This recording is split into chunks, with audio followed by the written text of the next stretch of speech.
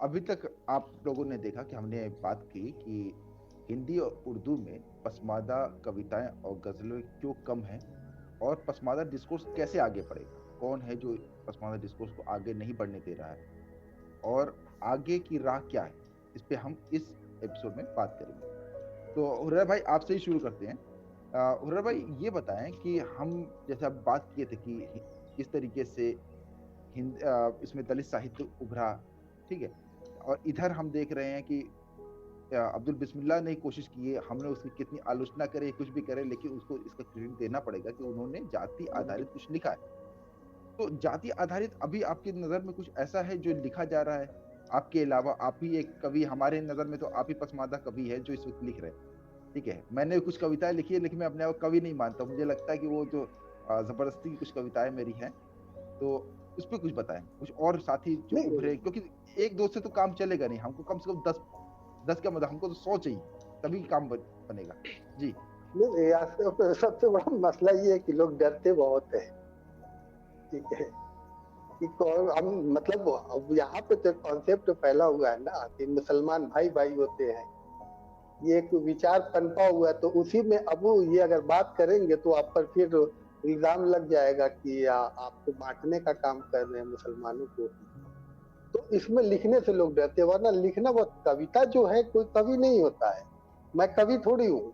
मैंने अपने अपना बताया है, जो देखा है वो बताया है, उसको कलमबद्ध कर दिया। अब उसको आप कहें या जो भी लोग सुन रहे हैं उस चीज को कहें, तो वो उनके, अब उनका, अब मेरे लिए एक बड़प्पन हो सकता है कि ठीक है कवि के रूप में देखते हैं। अभी मैं देख रहा था तो मुझे तो अच्छा, ये बड़ा मतलब विषय जो है, ऐसा नहीं है कि पसमानदा कविता नहीं होगी या कहानी होगी, जरूर पसमानदा कवि भी मिलेंगे, पसमानदा लेखक भी मिलेंगे।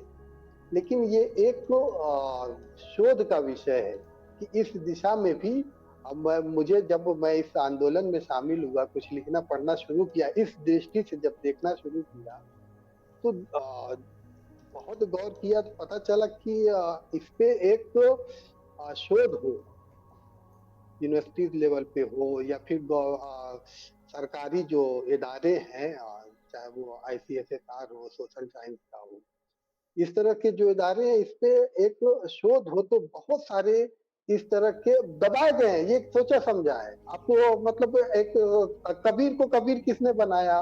कबीर को कबीर हजारी प्रसाद द्विवेदी ने बनाया। क्यों बनाया? क्योंकि जैसी को शुक्ल ने बनाया था, आचार्य रामचंद्र शुक्ल ने, तो उनके मुकाबले में हजारी प्रसाद द्विवेदी ने कबीर को ला दिया। अगर कबीर को आज नहीं लाए होते तो आज कबीर के बारे में बात ही नहीं होती। तो इस तरह से ये एक शोध का विषय है कि शोध अगर किया जाए, अभी शोध करते करते मुझे पता चल गया कि कबीर से पहले एक और है, एक और हिंदी साहित्य का संदेश रासक जिन्होंने लिखा, वो एक प्रेम कथा है। प्रेम कथा है कि जिसमें एक जो जो नायिका है वो अपने पति का रास्ता देख रही है कि वो घर आ जाए, लेकिन उसको लिखने वाला कौन है? उसको इतने ज्यादा उछाला, अब्दुल रहमान को इतना नहीं उछाला गया हिंदी साहित्य में। हाँ, ये लिखा जाता है कि हिंदी साहित्य में लिखने वाला कोई एक मुसलमान कवि है, तो छोटा सा परिचय दिया जाता है, वो अब्दुल या अब्दुल रहमान संदेश रासक। वो कौन है? तंतु वाय। मैं उसकी संदेश रासक पढ़ना, हालांकि प्राकृत भाषा में उसको समझना बहुत मुश्किल है, लेकिन उसमें उसने अपना परिचय किस प्रकार से दिया है? मीर हुसैन का बेटा है, और प्रोफेशन से क्या है? प्रोफेशन से वो तंतु वाय है। तंतु वाय का अर्थ देख रहा हूं तो पता चल रहा है तंतु वाय का मतलब होता है बुनकर। तो इस तरह से ढूंढने पे, अब अभी ढूंढते ढूंढते मुझे देखने में पता चला कि अब हम, मतलब हिंदी साहित्य देखें तो हिंदी बेल्ट वही बनारस के आसपास पूर्वांचल का बहुत बड़ा एक गढ़ है। तो वहां पे मऊ के भी बहुत सारे साहित्यकार मिल जाएंगे। शेख नबी जो शेख नाम है, अभी उनके बारे में सर्च कर रहा हूँ, जीवन परिचय तो नहीं मिल रहा। लेकिन ये सब शोध का है कि इस तरह से अगर शोध करेंगे, खोजेंगे, तो बहुत सारी चीजें मिलेंगी। ऐसा नहीं है कि नहीं लिखा गया है, लिखा गया है, लेकिन उनको कहूंगा कि साजिश साजिश के तहत उनको दबाया गया है। हमें ये करना होगा कि हमें उठाना होगा उन सब चीजों को। मिलेगी, जी, बहुत अपने सारी चीजें पुरानी मिलेंगी। परंपराओं को खोजना ही कौन कौन सा हम कोशिश कर रहे हैं। आप हैं, हम हैं, हम लोग कोशिश कर रहे हैं कि जो पुराना कुछ लिखा गया है उसको लेके आया जाए।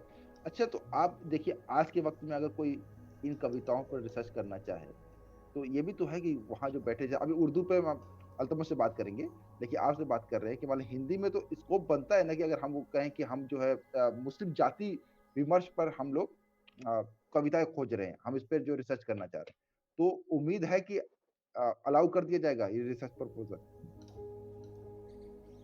आपको क्या लगता है ब्रदर भाई, क्योंकि आप मानू में हैं। जी भी, अरे मैं मानू का तो मानू की नहीं बता सकता हूँ, लेकिन मैं एक डंके की चोट पर ये बात कह सकता हूँ कि लोग चाहते हैं जानना, पढ़ना चाहते हैं लोग, और जब इस पर काम होगा, दलित साहित्य पे कैसे उभरा, लोगों ने पढ़ा जाना तभी तो आज सब बात कर रहे हैं। आज विरोध किसका हो रहा है? ब्राह्मण का थोड़ी हो रहा है विरोध, आज तो विरोध है, ब्राह्मणवाद का विरोध हो रहा है ना। तो साथ तो है ना, वो भी तो साथ दे रहे हैं। जिनमें मानवीयता है वो तो साथ देंगे ही देंगे, जो इंसानों को बराबर मानते हैं, समानता के जो पक्षधर हैं वो मानते, वो तो साथ देंगे। उनका तो जाति में विश्वास नहीं है। आपको बहुत सारे ऐसे मिल जाएंगे, आप राजेंद्र यादव वगैरह को ले लीजिए, दलित दलित पे लिखना तो शुरू किया, हंस पत्रिका, बात तो विमर्श की वहीं से शुरू होती है। तो काम लोग जानना चाहते हैं, उत्सुक है, बेचैन है। अब आप उसमें अगर देखेंगे तो सारे मान लीजिए 100 लोग जानना चाहते, हो सकता है कि 2 4 5 आपके मुखालिफ भी हो, ये भी तो हो सकता है। तो दोनों चीजें हैं, सिक्के के दो पहलू हैं, जी। धूप और छांव तो है ही, तो कहीं धूप मिलेगी तो कहीं छांव भी तो मिलेगी। अब हम इससे बात करते हैं अल्तमश से। अल्तमश यार, अपने यहाँ अपने मऊ में ही कई कई शायर हमने देखे हैं अचानक, जो हमारे यहाँ के जी शायर थे, क्या शायर हैं हम, ठीक है, और फिजा इब्न फैजी, ये जी अपने यहाँ के थे, है ना। तो अचानक की कविताओं में तो मुझे पता है कि उन्होंने कई बार लूम पानी इन सब की बात की है। फिजा साहब की भी किसी ने भेजा था कि उनकी भी कुछ ऐसी कुछ गजलें हैं।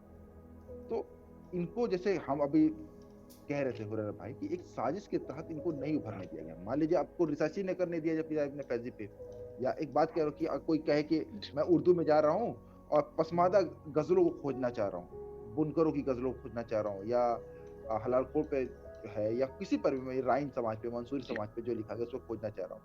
और जो आपका अशराफ बैठा हुआ, सैयद साहब बैठे हुए हैं, क्योंकि हम मसूद अल फलाई साहब की ने रिसर्च करके पूरे हिंदुस्तान की ये विश्वविद्यालयों का एक डेटा लिया है, उसमें पता चला कि 218 टोटल प्रोफेसर और असिस्टेंट प्रोफेसर मिला के ये पद है, जो परमानेंट पद है, उसमें सिर्फ 18 ओबीसी है। अब मैं डेटा डाल दूंगा, जब हम चलेंगे तो पट्टी पे चलता रहेगा। हो सकता है मैं बोलने में कुछ अंतर कर रहा हूँ, लेकिन अंतर मतलब है यही, ये इतने ही है। तो जब ऊपर सारे बैठे हुए हैं अशराफ, तो वो रिसर्च नहीं करने देंगे, तो साजिश के तहत रोक दिए गए। जो रिसोर्सेज हैं, अब मान लीजिए ऑल इंडिया मुशायरा कराना है, और कराने वाले जो उसमें मैनेजमेंट में है वो सब अशराफ है, तो वो जी अल्तमश को रोक देंगे। अल्तमश यहाँ पे आगे नहीं पड़ेगा, आके यहाँ पे अपनी जाति होती की बात करेगा, ऐसे नहीं ऐसा क्यों होगा? ऐसा इसलिए होगा कि अगर आप जाति शोषण की बात करोगे तो शोषण किया किसने? जो इंतजामिया में बैठे हुए हैं, जो मैनेजमेंट में बैठे हुए, उन्हीं के अब्बा दादा किए, अगर वो नहीं किए हैं तो वो अपने अपने अपने अब्बा दादा की बुराई क्यों सुने स्टेज से? बिल्कुल। तो वो रोक देते हैं, या उस पर रिसर्च नहीं करने देते, है ना। तो इसको जैसे मैं एक बात और बोलता हूँ कि हमारे कई सैयद साथी हैं जो पीएचडी कर रहे हैं अच्छे अच्छे विश्वविद्यालयों से। अब ब्राह्मणवाद पे खतरनाक आर्टिकल उनके, अच्छे अच्छी समझ पूरी अच्छे से आपको बोलेंगे। सैयदवाद पे बोल दिया तो गुस्सा हो गए, इस शब्द ही से गुस्सा हो गए, तुम सैयदवाद क्यों बोल रहे हो? मैं कहा यार, तुम जैसे ब्राह्मणवाद बोल रहे हो वैसे मैं सैयदवाद बोल रहा हूँ, तो सैयदवाद में तुम गुस्सा क्यों हो रहे हो? कह रहे कि अच्छा तो अंसारियों में जातिवाद नहीं है, राइनों में नहीं है, और मंसूरियों में नहीं है। मैं कहा यार तो ये बता, तो वो तो यादव में भी है, वो तो और जो मुस्लिम हिंदुओं की जाति उनमें तो, लेकिन तुम तो ब्राह्मणवाद विशेषता बोलते हो ना भाई, क्योंकि तुमको मानते हो कि वो ऊपर से नीचे की ओर आई है वो जातिवाद। तो जब तुम ब्राह्मणवाद को उस तरह देख रहे हो, तो सैयदवाद को उस तरह क्यों नहीं देख रहे हो? अब मैंने इस पे बकायदा एक लेख लिखा है, क्या क्या सैयदवाद ही है ब्राह्मणवाद? आप गूगल पे डालिएगा तो बकायदा ये पूरा एक लेख लिखा हूँ, उसी के जवाब में लिखा था मैंने। तो ये मैं थोड़ा सा बढ़ा के बोल रहा हूँ, ये सारे बैकग्राउंड इसलिए बना रहा हूँ ताकि मैं आपको आपसे सवाल कर सकूं कि इन शायरों को, जो आज भी हमारे यहाँ के उर्दू पढ़ने वाले में पसमानदा बहुत ज्यादा है, लेकिन वो अपने समाज पे गजलें नहीं लिख रहे, क्या वजह दिख रही है? बात थोड़ा पीछे से करता हूँ, जो सैयदवाद वाला जो ज़िक्र किया है। दरअसल ये अशराफों की जो बदमाशी है, वो ठीक मुझे याद आता है कि शायद अगर मैं गलत हूँ फैक्चुअली तो डॉक्टर हुरैरा साहब सही करें, कि आचार्य हजारी प्रसाद द्विवेदी शायद ये कहते हैं कि हिंदुस्तान में जो है जितनी भी जातियाँ हैं वो कहीं न कहीं, कभी न कभी अपने से नीची जाति ढूँढ लेती हैं। ठीक है? शायद हजारी प्रसाद द्विवेदी का ही कोटेशन है। तो यही बदमाशी जो है हमारे ये कर रहे हैं कि भाई तुम बात अधूरी कर रहे हो। ठीक है? कि सभी जातियों में कहीं न कहीं जातिवाद है। तो ये बात तो ये कर रहे हो कि शुरुआत कहाँ से की? हायरार्की किसने कायम की? ठीक है? आपने हायरार्की कायम की है, तो आप उसको जो है उसको चैलेंज करेंगे नहीं। आप बीच में से बात शुरू करेंगे, तो ज़ाहिर-सी बात है वो बात अधूरी रहेगी।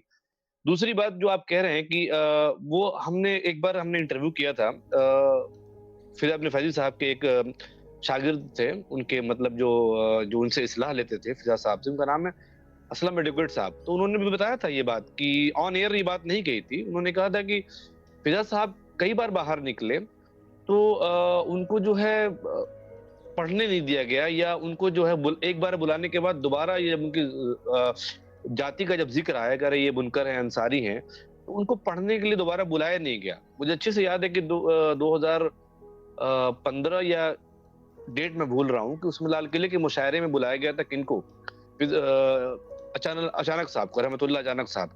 और उस मुशायरे में उन्होंने ऑल इंडिया मुशायरे जो लाल किले में होता है 26 जनवरी के मौके पर, उसमें पूरा मुशायरा लूट लिया था। क्यों? क्योंकि उस साल पॉपुलर मेरिट ही नहीं थे, किसी वजह से नहीं आ पाए थे। अब ये हुआ कि यार अगर दोबारा जो है, जब उनकी जाति का पता चला कि यार ये अंसारी है, ये जुल्हा है, तो उनको दोबारा बुलाया नहीं गया, जबकि वो बहुत मकबूल हुए थे। उन्होंने उस मुशायरे को कह लिया कि मुशायरे को लूट लिया था उस शायर ने, ये मुशायरे की ज़बान में बात कही जाती है। लेकिन दोबारा बुलाया नहीं गया, क्यों? क्योंकि पॉपुलर मेरिट ही अशराफ हैं, ठीक है? तो उनके मुकाबले में एक पसमानदा एस्टैब्लिश हो जाता। उसी तरीके से जो है बहुत से लोग दबे लफ्ज़ों में ये बात कहते हैं कि जब फ़िज़ा साहब की ग़ज़लें मकबूल होने लगी थी, तो उनकी क्या कहते हैं, शम्सुर रहमान फारूकी साहब की जो एक जो उनकी मैगज़ीन थी, उसमें वो शुरू में छपते थे, लेकिन जब मकबूलियत होने लगी तो उन्होंने जो धीरे-धीरे छापना बंद कर दिया। तो अशराफ क्या करता है कि आपको स्पेस देता ही नहीं है। ठीक है, अभी मैं अगर बात करूँ कि चलिए ठीक है, मेरा जेएनयू में, जामिया में, डीयू में, पीएचडी में एडमिशन हो जाता है। मैं बात करूँगा कि मैं पसमानदा एंगल्स पर जो है काम करना चाहता हूँ। पसमानदा लफ्ज़ अभी अगर रख दूँगा ना, तो मेरा जो है प्रपोज़ल एक्सेप्ट ही नहीं होगा। उसी तरीके से आप देखिए कि जेएनयू में एक भी ओबीसी प्रोफ़ेसर नहीं है। अभी जो है मुझे अंदर की खबर ये आ रही है कि एसोसिएट प्रोफ़ेसर की जो है पोस्ट थी, तो उसमें ओबीसी का जो कैटेगरी के लोग, उन्हीं की पोस्ट थी। तो वो आए, उन्होंने बहुत से लोगों ने इंटरव्यू दिया, लेकिन नॉट सुटेबल कैंडिडेट फाउंड करके जो है उन्होंने वो सीट खाली फिर से भेज दी। तो ये साजिश करते रहे हैं कि हमेशा जो है ओबीसी की सीट को जो है ये दिखा देते हैं कि कोई योग्य उम्मीदवार नहीं मिला, कोई काबिल जो है कैंडिडेट नहीं मिला, इसलिए सीट खाली छोड़ दिया। जबकि उनकी काबिलियत की बात की जाए तो फिर जो है कहते हैं ना कि बात निकलेगी तो दूर तलक जाएगी। तो ये हमेशा से रहा है कि उन्होंने इस दायरे से, जो मैंने बताया कि 50-25 जो भी मौज़ूआत हैं, उसे बाहर निकलने नहीं दिया गया, उस पर काम नहीं करने दिया गया। और हो सकता है हुरैरा भाई की बात सही है कि हो सकता है बहुत सा ऐसा लिटरेचर हो जो हमें खोजने की ज़रूरत है, तो उसको इन्होंने ये कह के नकार दिया कि अरे यार ये तो ग़ज़लें नहीं है, ये सब नारे हैं। जैसे तरक्की पसंद तहरीक में भी जो उनके मुखालफिन थे वो कहते थे कि यार ये अदब के नाम पर ना नारेबाज़ी को जो है अदब में शामिल कर रहे हैं। मानता हूँ, हो सकता है बहुत सा ऐसा अदब है जो मेयारी नहीं रहा हो। ये कौन तय करता? हम नहीं तय करेंगे, आगे आने वाला जो है इतिहास तय करेगा, ये नक्काद तय करेंगे, आलोचना करने वाले तय करेंगे कि आज जो अबू हुरैरा साहब ने जो ग़ज़लें लिखी हैं और नज़्में लिखी, तो क्या वो अदब का हिस्सा होंगी कि नहीं होंगी? क्या ये सिर्फ़ नारे बन के रह जाएँगे कि नहीं रह जाएँगे? ये तो भविष्य के गर्भ में छुपा हुआ है, इसके लिए चिंता नहीं करनी। दूसरी बात मुझे थोड़ा ऐड करनी थी आप दोनों से भी, कि पसमानदा के अंदर एक एहसास कमतरी अभी भी है, ठीक है? मैं ये कह रहा हूँ कि आप कवि नहीं हैं, ये आप खुद डिसाइड नहीं करेंगे। या डॉक्टर हुरैरा साहब ये सोच रहे हैं कि यार मैं बहुत अच्छा कवि नहीं हूँ, तो ये अवाम तय करेगी। ये बाद में आने वाले जब अदब का हिस्सा होगा तो जो नक्काद बैठे हैं सो कॉल्ड, वो तय करेंगे। लेकिन इसमें साथ-साथ मैं एक बात ऐड करता चलूँ कि जैसे हिंदी में हम बात कर देते हैं कि एक पर्टिकुलर टर्म आता है कि दलित साहित्य, स्त्री विमर्श। उर्दू में ऐसा नहीं है। तो उर्दू में क्या है कि आप देखिए तरक्की पसंद के बाद जदीदियत यानी मॉडर्निज़्म आया, फिर अभी माँ-बाप जदीदियत की बात चल रही है। तो सब अदब को कई तरीके से कहते हैं कि जो है अलग अलग जो आलोचना की जो धाराएं हैं उससे हम देखते हैं कि ये जो पीस ऑफ लिटरेचर है ये मतलब जो है किस तरीके से जो है बेटर है और किस तरीके से इसमें क्या कमियां हैं। लेकिन जब हम ये बात करते हैं तो हम कभी ये बात नहीं करते कि पसमानदा नजरिए से ये कविता कैसी है, ये लिटरेचर कैसा है। ठीक है, ये जो है क्या कहते हैं स्त्री के नजरिए से ये जो है ये लिटरेचर कैसा है, ये नज्म कैसी है। आप देखिएगा कि बहुत सारी गजलें, नज़्में ऐसी हैं जो अगर हम फेमिनिज्म के पर्सपेक्टिव से देखें तो उठा के रद्द कर दी जाएंगी। वैसे ही अगर आप देखें कि पसमानदा एंगल से या जात पात के एंगल से देखें तो उठा के फेंक दी जानी चाहिए। मतलब वो गलाजत का ढेर है, लेकिन हम उसको अदब का हिस्सा बनाए पड़े हुए हैं। और इन्हीं लोगों की हायरार्की की वजह से आप देखिए कि जो हमारे पसमानदा शायर भी हैं, राइटर भी हैं, मुझे पता है, मैं नाम नहीं लेना चाहता हूँ, जब हमसे कहते हैं कि अरे इस मौजू पे गजल लिखे तो कहते हैं यार हमारा जो दाना पानी बंद हो जाएगा। क्योंकि ये यूनिवर्सिटीज में यही बैठे हुए हैं, उर्दू एकेडमी में जो है अशराफी बैठा हुआ है, जो है आप देखिए कि कौमी काउंसिल बराए फरोग उर्दू जबान, उसमें भी कौन है, अशराफ लोगों का होल्ड है। और पसमानदा लोगों को बेचारे कहीं है नहीं, कहीं जो है पोजीशन में टॉप पर है नहीं जो इस पर काम करवाएं। तो लेकिन उम्मीद जो है का दामन नहीं छोड़ना है, जब बात निकली है तो दूर तलक जाएगी। आने वाला इंशाअल्लाह जो है मुस्तकबिल रोशन है, हो सकता है कि कोई हमारे बीच से हमारे लोगों में कोई यूनिवर्सिटी का प्रोफेसर बने, वाइस चांसलर बने, तो जो है हमें इन मौजूआत पर पीएचडी करने का या बात करने का कम से कम मौका मिले। अरे तुमने 2 लाइनें लिखी थी वो पढ़ दो यार, इस मौके पे बड़ा अच्छा लग रहा है कि क्यों ना हो मुझसे उम्मीद इनकलाब। मैं भूल गया वो कैसे था कि सर्वहारा नहीं पसमानदा हाँ उम्मीद। हाँ, वही वाली बात जो है कहते हैं कि पसमानदा एहसास कमतरी का शिकार होता है, खुद की कही चीजों को लगता ही नहीं कि हमने कुछ कहा है। चूंकि बहर का और मीटर का जो मुझे अंदाजा नहीं है, तो लेकिन मैं 4 लाइनें थी कि गुरूबे आफताब का नजारा नहीं हूं मैं, जंग हारी है अज़्म हारा नहीं हूं मैं, और रखते क्यों नहीं मुझसे उम्मीदें इनकलाब, कि पसमानदा हूं सर्वहारा नहीं हूं मैं। वाह, बहुत अच्छा। अच्छा, ये पसमानदा सर्वहारा का अंतर भी समझ ले। सर्वहारा शब्द इस्तेमाल करते हैं जो समाजवादी लोग हैं, जो कम्युनिस्ट लोग हैं, वो सर्वहारा जो उनके पास कुछ नहीं है ना, मजदूर तबका, आम समझाने के लिए आम मजदूर तबका समझिए। और हम जो पसमानदा शब्द इस्तेमाल कर रहे हैं तो ये जाति का शब्द है, और इसमें हमारी जो बहुजन मुसलमानों की जो जातियां हैं, जो ओबीसी और एससी एसटी में आती है, उसके लिए इस्तेमाल कर रहे हैं। तो इसमें ये अंतर समझिए, तब इस शेर का मतलब और अच्छा लगेगा। ठीक है हुरैरा भाई, अब बस कम समय बचा है, मैं मुश्किल से एक एक दो सवाल और आप दोनों से करूंगा। हुरैरा भाई से सवाल, हम अगर कबीर की बात ना करें हुरैरा भाई, तो ये पूरा प्रोग्राम अधूरा है। कबीर को हमारे अपने पसमानदा साथियों में तो कई साथी ऐसे हैं जो कहते हैं हम कबीर के साथ नहीं खड़े होंगे, क्योंकि कबीर नास्तिक था, या कबीर जो है मुस्लिम नहीं था, और कई बड़े उलमाओं ने उसके खिलाफ फतवा भी दे रखा कि कबीर को मुसलमान ना माना जाए। तो ये भी एक बड़ी वजह रही हो रहा भाई कि पसमानदा आंदोलन खड़ा हुआ और उसने कबीर को कभी अपना आइडियल नहीं बनाया, कभी आइकन, आइडियल तो छोड़ दीजिए, आइडियल तो ना बनाए कोई बात नहीं, आइकन नहीं बनाए। जबकि खालिद भाई, मैं, फैयाज अहमद फैजी, हम लोग वो उस ग्रुप से आते हैं जो कबीर को अपना आइकन मानते हैं। हम मानते हैं कि कबीर जो है इस लड़ाई में हमारा हमारा सहयोगी है, हमारा आइकन है, उससे हमें प्रेरणा मिलेगी। तो इसको थोड़ा सा कबीर के इम्पोर्टेंस पे बात करें। और एक बात और, जैसे आपने बोला हजारी प्रसाद द्विवेदी अगर नहीं लिखते कबीर को तो कबीर नहीं जाने जाते, जबकि हम ये जानते हैं कबीर पंथ की पूरी एक शाखा मौजूद है ना। कबीर को लिखने से ज्यादा पढ़ा गया, सुना गया, है ना। लोग और अपने अपने बनारस में जाके देखिए, वहां पर तो पूरा रैला ही चलता है ना कबीर पंथियों का, बैठिए सुनिए उनको। जी जी बताएं। कबीर पंथी है पूरा, लेकिन मैं उस कवि के रूप में या समाज सुधारक के रूप में नहीं, उनको एक जगह सीमित कर दिया गया, साहित्य में जगह नहीं मिलती कबीर को, मैं उस संदर्भ में बोल रहा था वो। और जहां तक कि हमने तो अपनाया नहीं है, चूंकि कबीर में जैसे आप बात कर रहे थे कि बहुत सारे लोग फतवा देते हैं मुसलमान है, चूंकि दास जुड़ा हुआ है ना उसमें, तो कहाँ से वो लोग लेंगे। वो एक ट्रेंड चला हुआ था, कबीर दास, तुलसीदास, सूरदास वगैरह का एक ट्रेंड चला हुआ, तो दास लगता था। कबीर के बारे में असल में बहुत, एक तो ये कि उनके जन्म के संबंध में या जन्म स्थान के संदर्भ में या मृत्यु के संदर्भ में हमने जो कही जो कि हजम होने लायक नहीं है, जो हमने पढ़ा है, कि कबीर एक विधवा ब्राह्मणी के पेट से जन्म हुआ। उनको रामानंद ने रामानंद के पास में थोड़ा सा ये कथा बता दूं तो फिर कबीर पे बात करेंगे कि कबीर दास कैसे जन्मे। उससे पहले कि विधवा ब्राह्मणी, ये जाना जाता है कि विधवा ब्राह्मणी के पेट से वो जन्मे थे। और कैसे जन्मे कि वो एक बार उनके पिताजी, विधवा के पिताजी रामानंद के पास गए तो रामानंद ने उन्हें आशीर्वाद दे दिया था कि आपके मतलब गर्भवती होने का आशीर्वाद दे दिया था। तो वो वहीं से जन्मे थे। साइंटिफिकली ये बातें बिल्कुल बकवास लगती है कि इस तरह का कैसे होगा। और फिर ये कहा जाता है कि लहरतारा तालाब के किनारे उस विधवा ब्राह्मणी लोक लज्जा के कारण देख दिया था।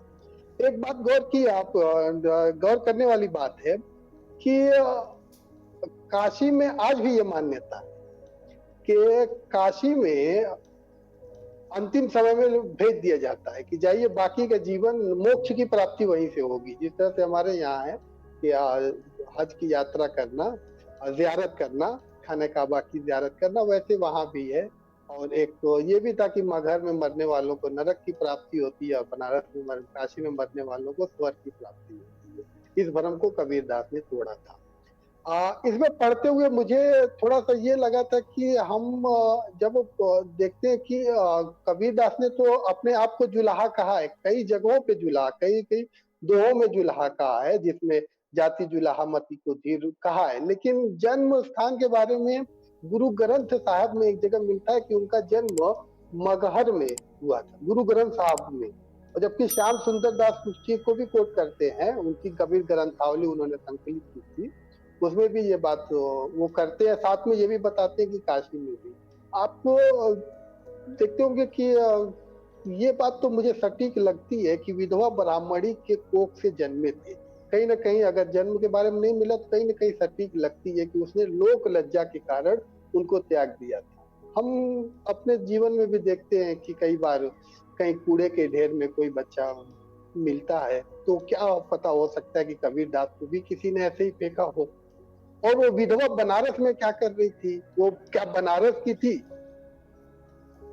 तो अब मैं फिर पीछे जाऊंगा कि अंतिम समय में लोग भेज देते थे काशी कि अपना अंतिम, विधवा होना एक पाप था ना, विधवा होना अपने समय में, उस समय में एक पाप था कि अच्छा मैं हुर्रा भाई मैं इंटरप्ट कर रहा हूँ, सॉरी, लेकिन ये ब्राह्मण के पेट से पैदा कराना इसलिए भी जरूरी है कि उसकी जो उनको काट मिल रही थी, इतना पढ़ा लिखा इंसान, इतना अच्छा इंसान, पढ़ा लिखा मतलब कि बुद्धि से, और जो काट कर रहा, ब्राह्मणवाद का काट कर रहा, तो वो ब्राह्मण ही होगा भाई।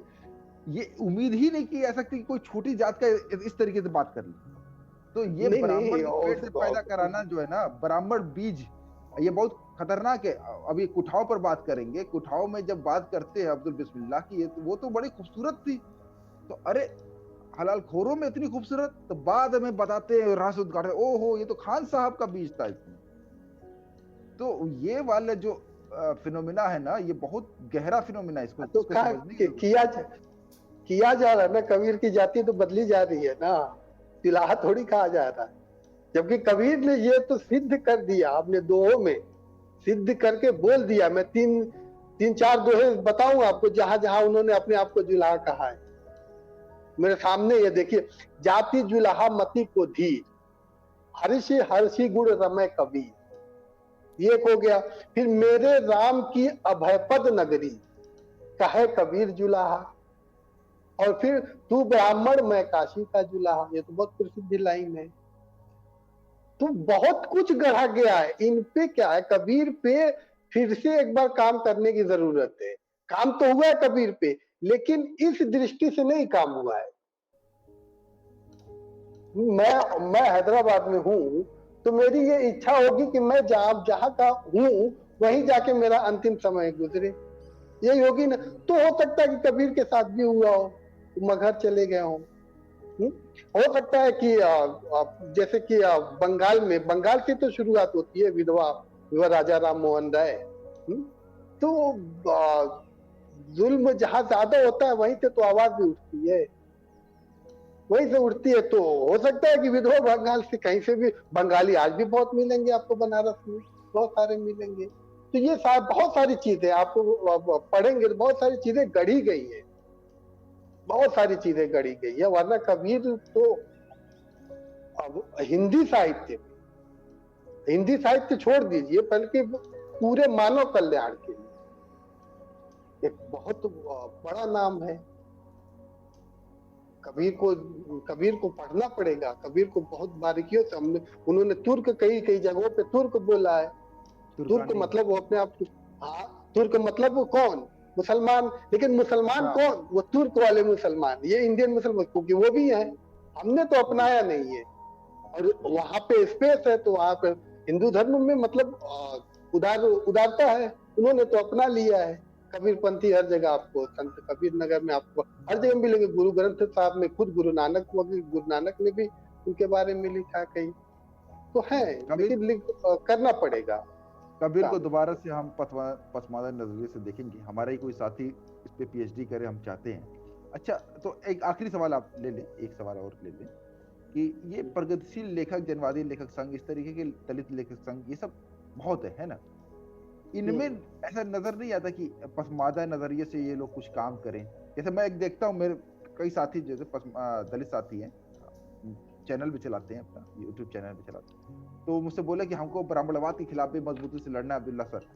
मैं कहा बिल्कुल लड़ना है, लेकिन आप सैयदवाद के खिलाफ नहीं लड़ेंगे। खाली आप हमको कहें कि हम ब्राह्मणवाद के खिलाफ लड़ते रहें। आप अपना जब भाईचारा को गलत समझ लिए हैं, हम भाई समझ रहे, वो चारा समझ रहे हैं, तो ऐसे तो नहीं चलेगा ना। आपको पूरा मुसलमान चाहिए, मतलब पूरी मुस्लिम पहचान के साथ मुसलमान चाहिए, और हम आपको दलित के साथ अपनाएं, तो हमको वो वहां पर तो रोकना पड़ेगा ना। इसलिए मैं सवाल ये कर रहा हूँ कि इन संघों में, इनके चैनलों में, इसमें कितना स्कोप आप दिखते हैं कि वहां पे कुछ पैदा हो रहे हैं? और ये थोड़ा सा बता दें, हैदराबाद में आप हैं, वहां पे तो मुसलमानों का एक पहचान और ये है चेतना, वहां पसमानदा चेतना, वहां तो बहुत मुश्किल वाला बात लगती है जी। नहीं, उनको जानकारी नहीं है। उनके सामने तो अशराफ वर्ग ने फैला रखा है कि मुसलमान भाई भाई होते हैं, उनको जानकारी भी नहीं है इस चीज की। इसलिए उस चीज से जब ये बात बढ़ेगी, आगे तक चलेगी, तो जैसे मैंने पहले भी कहा था कि लोग जानने के लिए उत्सुक है। इनविटेशन मैं कितनी जगहों पे इनविटेशन आता रहता, आ चुका है, और कई जगहों पे जा भी चुका हूँ मैं। लोग उत्सुक है, बेचैन है सुनने के लिए, और जब वहां से अपनी बात कहने के बाद उतरते हैं स्टेज पे, तो लोग हाथों हाथ लेते हैं कि आपने जो बात बताई बिल्कुल एकदम नई बात बताई है, हम तो जानते ही नहीं थे, हम तो मुसलमान को मुसलमान ही मानते हो, उसमें भी है। मैंने बिल्कुल ये गलत बात है, आप जिस तरह से सोच रहे हैं, ये सारी चीजें आपको देखना पड़ेगा, इस नजरिए से पढ़ना पड़ेगा। तो जहां तक हैदराबाद की बात की, तो हैदराबाद में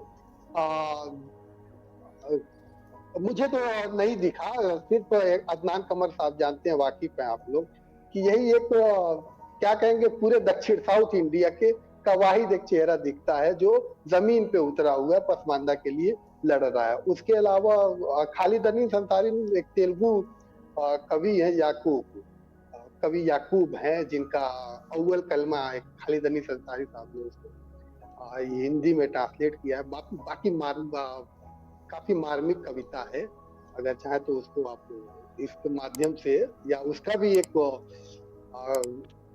कविता के रूप में इसका एक अल्तमश भाई बिल्कुल, हाँ, बहुत जिम्मेदारियां इनके पास है। कविता है, हाँ, काफी लंबी कविता है, मार्मिक कविता है, हाँ जी बिल्कुल।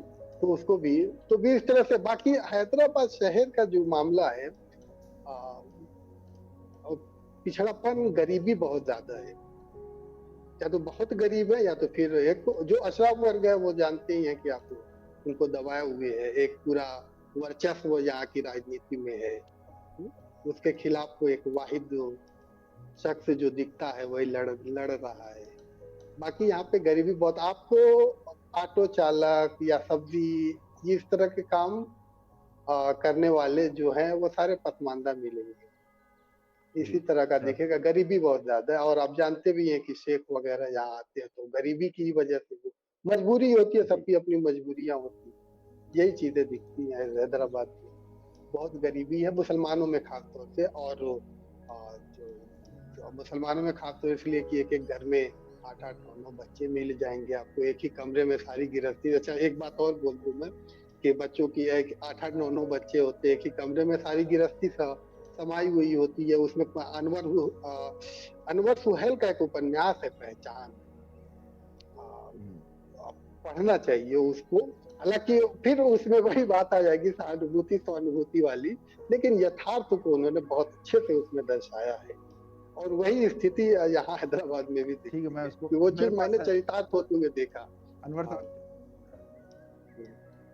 अनवर साहब का जी जी। उपन्यास मेरे पास है, मैं उसको पढ़ा नहीं हूँ अभी तक, नहीं उसको पढ़ूंगा, जरूर पढ़ूंगा।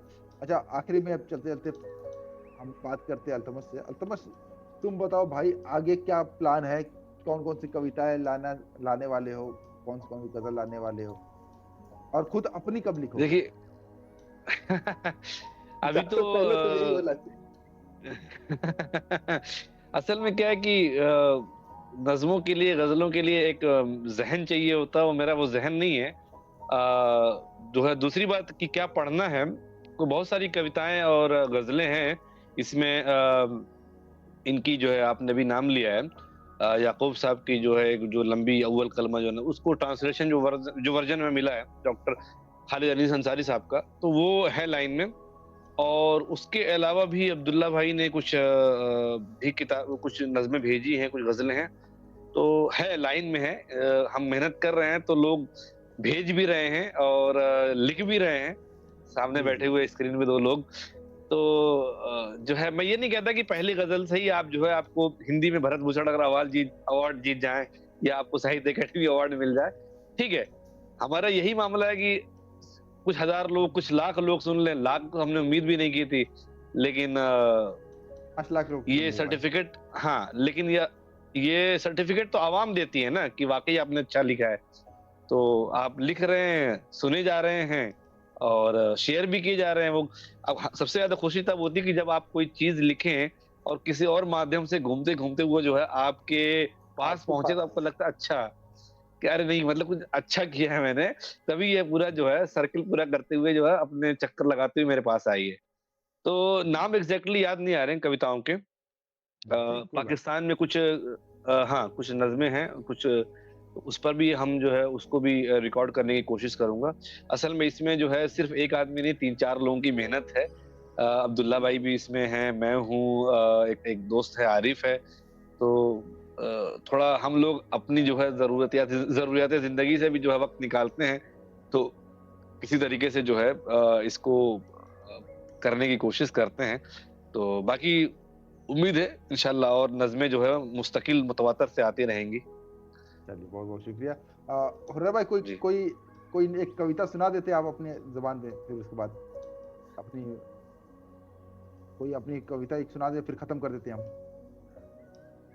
नहीं, मैं पाकिस्तान की बात है। पाकिस्तान में एक डॉक्टर शारिद भाई ने एक उपन्यास शेयर किया था उर्दू का, उसका कुछ हिंदी में मैंने ट्रांसलेशन किया था। उसको मैं चाहता हूँ कि एक बार, बुनकर समाज पर ही है, उसको चाहता हूँ कि एक बार मैं पढ़ दूं। क्या वो कविता नहीं है वो, अगर इजाजत दे तो? बिल्कुल बिल्कुल पढ़िए सर। कि मैं एक ऐसा जुलाहा हूँ जो लम्हे मौजूद तक सदियों से चली आने वाली रिवायत के अनुकरण, सीधे सादे तरतीब वाले मखसूस विशेष नमूनों और रंगों के खेस मतलब एक प्रकार का कपड़ा जिसे ओढ़ा और बिछाया जाता है, बुनने वाला था। और अब मखमसे संदेह में पड़ गया हूँ मैंने, अगर ये उलझे हुए धागों वाला फूल कहाँ जाएगा, पत्ता कहाँ नमूदार होगा, ये जाने बगैर एक बिना तरतीब खेस बुन भी लिया तो उसे खरीदेगा कौन? कौन हीर उसे अपने रांगले पलंग पर बिछाने का खतरा मोल लेगी? चौधरानियां जो मेरे हाथ के बने हुए खेसों को हाथों हाथ लेती थी और अपनी बेटियों के दाज सजाती थी, इसे देखकर मुझसे बदजन हो जाएंगी। नाक चढ़ाकर कहेंगी जुलाहा सठिया गया है, हवा खो बैठा है। और चौधरी जो मेरे खुशरंग खेसों को पाले के दिनों में ओढ़ते थे, इस खेस का को देखकर मुझ कम्मी यानी निम्न जाति का कमीन को अगले बरस न गंदुम देंगे और न गुड़, और न मुझे अपने खेतों में से भैंस के लिए चारा काटने देंगे। ये एक उसका एक पैराग्राफ बहुत अच्छा था। कहे तो एक कविता अपनी मैं कविता नहीं सुना सकता, अल्ताफ सुनाए बेहतर होगा। मैं एक बात सिर्फ एक शेर पढ़ना चाहता हूँ कि याद माजी गमे इमरोज उम्मीद फरदा, याद माजी गमे इमरोज उम्मीद फरदा, कितने साए मेरे हमराह चला करते हैं। ये उनका एक शेर। क्या बात, शुक्रिया। बहुत खूब। बहुत बहुत अच्छा शेर है। सभी का बहुत बहुत शुक्रिया और हमसे जुड़े रहे। हम इस तरीके और प्रोग्राम आपके पास लाते रहेंगे। जय पसमाता, जय हिंद। ये कहानी है देश के 80% पसमानदा समाज की। ये कहानी है बेंचू कुंजड़ा की। कमाना खाना बचाना पीढ़ी दर पीढ़ी से शामिल है बेंचू कुंजड़ा की किस्मत में। उसे फुर्सत ही कहाँ है कि वह बहस करे आरक्षण पर, चर्चा करे सच्चर कमेटी की रिपोर्ट पर, सवाल उठाए धारा 341 की धर्मनिरपेक्षता। वह तो बस मस्त है अपनी अस्त व्यस्त दुनिया में। 10 जने का परिवार, बकरियों की सानी छितराती मुर्गियां, भैंस का गोबर, बीमार पड़वा, लोना खाई दीवार, टपकता छप्पर, ढनगा हुआ लोटा, अधनंगे बच्चे, टूटी हुई खटिया। कुछ और देखने का मौका ही कहाँ देते हैं उसे कि वह देखे और सवाल उठाए धारा 341 की धर्मनिरपेक्षता पर, हिसाब मांगे वक्त की संपत्ति का, बात करे हिस्सेदारी की। उसका जीवन तो बस वही दाल आटा है। एक दिन सैयद साहब मदरसे का चंदा करने आए और बेंचू को टोपी पहना गए। अब बेंचू का लड़का भी हिल हिल कर कुछ रटने लगा था, लेकिन अब बेंचू की जिम्मेदारियां बढ़ गई थीं। मदरसे के लिए बढ़ चढ़ कर चंदा देना, बड़े पीर साहब के उर्स पर देग चढ़ाना जैसे फर्ज हो गया था उसके लिए। मगर वह खुश था। बेंचू को बस एक ही मलाल था कि वह नमाज के लिए वक्त नहीं निकाल पाता। मगर हाँ, क्या मजाल एक भी उर्स मुबारक या जलसा उसके बगैर हो जाए। आखिर जन्नत के लिए सीढ़ी भी तो जरूरी है। अजमेर शरीफ, वारिस पिया, अब्बू मियाँ, दादा मियाँ, घोड़शहीदन बाबा, बुजुर्ग बाबा, मुनव्वर साहब बाबा, 5 पीर बाबा, आसपास की ऐसी चौखट या कोई मजार नहीं जहां पर बेंचू ने माथा न टेका हो। आखिर जन्नत के लिए सीढ़ी भी तो जरूरी है। उसके पास समय ही कहाँ है कि वह समझे डेमोक्रेसी, ब्यूरोक्रेसी और मीडिया की सांठगांठ को। पर साल पुत्तन का लड़का मर गया था तालाब में डूबकर। अखबार में आई थी खबर। डीएम, एसडीएम और मंत्री जी भी तो आए थे। उसके लिए तो बस यही है, शासन, प्रशासन और मीडिया। मरने मारने की खबर। ससुर कोनो खाए का दे दे का यार। बेंचू कमाता है, खाता है, बचाता है और त्योहार आ जाता है। बेंचू कमाता है, खाता है, बचाता है और फिर त्योहार आ जाता है। अब अगर त्योहार से कुछ बचना है तो लड़के का खतना है। देखते देखते समय बीत जाता है, बिटिया सयानी हो जाती है और फिर शादी ब्याह। अब बेंचू को मूतने तक की फुर्सत नहीं। वो कैसे बात करे, वो कैसे बात करे मार्क्सवाद की, अम्बेडकरवाद की। वो कैसे समझे मनुवाद को, उदारवाद को, समाजवाद को। वो क्या करे ग्लोबलाइजेशन का, कैपिटलाइजेशन का। वह तो समझता है यह सब खाए अघाए लोगों के लिए है। लेकिन यह बात बेंचू से बेहतर देश का सत्ताधारी वर्ग समझता है। सैयदवाद, ब्राह्मणवाद और पूंजीवाद के दुर्गुणों से युक्त देश का सत्ताधारी वर्ग समझता है अगर देश का बेंचू पेट भर खाने लगेगा तो राजनीति करने लगेगा, और जब राजनीति करने लगेगा तो हिस्सेदारी मांगेगा, और जब हिस्सेदारी मांगने लगेगा तो बिना मेहनत के लड्डू लावन लापसी नहीं मिलने वाली है, जो वह नहीं चाहता। और वह इसलिए देश के 70% आबादी के सामने रोटी की समस्या को बनाए रखना चाहता है। वह केवल चाहता ही नहीं है, इसके लिए उपक्रम भी करता है। देश के गोदामों में हजारों टन अनाज सड़ा दिए जाते हैं। देश का 80% संसाधन 20% लोगों को लुटा दिए जाते हैं। देश का बजट चंद लोगों द्वारा हजम कर लिया जाता है। लाखों बैकलॉग भर्तियां नहीं भरी जाती हैं और देश की 80% जनसंख्या के हाथों में थमा दिए जाते हैं झुनझुने, कभी 3 तलाक के, कभी मंदिर मस्जिद के, कभी 370 वाले कश्मीर के, जिसे बजा रही हैं बेचू की पीढ़ियां सदियों से, झुन झुन झुन झुन झुन झुन झुन झुन झुन झुन झुन झुन। एक दिन सैयद साहब का लड़का दाढ़ी मोछ घोटे, सूट बूट में टाई लगा के आया था। बता रहा था किसी यूनिवर्सिटी में अंग्रेजी का प्रोफेसर है और उसकी वाइफ सरकारी अस्पताल में नर्स। अरे हाँ, वही सैयद साहब जिसने बेचू को एक दिन टोपी पहनाया था, देसी मुर्गा लेने आया था। बेचू न चाहते हुए भी बिना मोल भाव किए अपने दरबे का सबसे हिटलर मुर्गा पकड़ लाया था। पर पता नहीं क्यों बेचू को कुछ अंदर ही अंदर काट रहा था। बूढ़ा बेचू भुनभुना रहा था, मुर्गी पाली हम और अंडा खाएं सैयद साहब, बकरी पाली हम और कुर्बानी करें सैयद साहब, बाग ताकी हम और फल खाएं सैयद साहब, चंदा दे हम और मदरसा चलावें सैयद साहब, वोट दे हम और संसद विधायक बन जाएं सैयद साहब। ऐसा लग रहा था जैसे मुर्गा के बहाने बेचू की सदियों की भड़ास फूट पड़ी हो। खटिया पर पड़ा बूढ़ा बेचू जैसे अल्लाह ताला से शिकायत कर रहा हो, सबसे ऊंचा तो हम ही उठाए थे अलम। लिप्टस पर चढ़कर 12 वफात में बांधा था अपने सबसे ऊंचा परचम, रोजे रखकर भी तो किया था मातम। तो फिर क्यों माली, क्यों नहीं बदली हमारी किस्मत। बेचू को आज भी याद है सैयद साहब कहते थे नहीं मिलती मुसलमानों को नौकरी।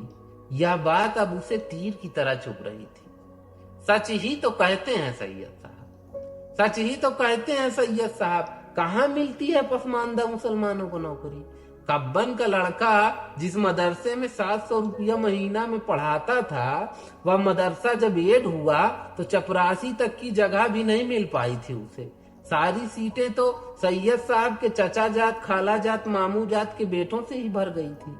बागड़ हाफिज जी तो 1 साल पहले ही कमेटी की साजिश का शिकार हो गए थे। अब बेचू को कुछ समझ